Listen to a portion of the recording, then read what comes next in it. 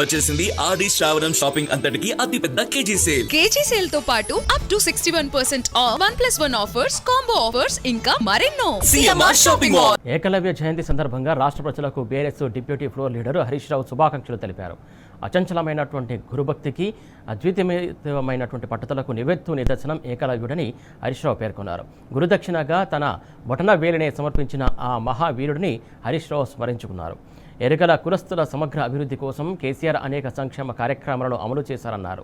60 కోట్లతో ఎరుకల ఎంపవర్మెంట్ స్కీమ్ను ఏర్పాటు చేయడంతో పాటు ఎరుకల జాతి ఆరాధ్య దైవం నాంచారమ్మ జాతరను అధికారికంగా నిర్వహించాలనే నిర్ణయం తీసుకున్నామన్నారు.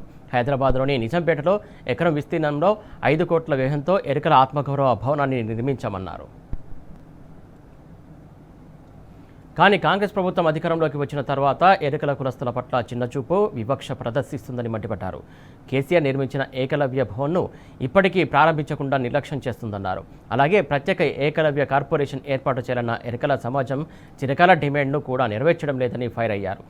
ఎన్నికల మేనిఫెస్టోలో అరచేతిలో వైకుంఠం చూపించిన రేవంత్ రెడ్డి అధికారంలోకి రాగానే హామీల అమలు గాలికి వదిలేశారన్నారు. కాంగ్రెస్ ప్రభుత్వం ఎస్సీ, ఎస్టీ సహా అన్ని వర్గాలను దారుణంగా మోసం చేసిందన్నారు.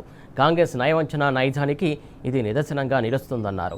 ఎన్నికల సమాజానికి తగిన న్యాయం చేయడంతో పాటు వారి డిమాండ్లను వెంటనే పరిష్కరించాలని, లేని పక్షంలో తగిన బుద్ధి చెబుతామని హెచ్చరించారు హరీష్ రావు.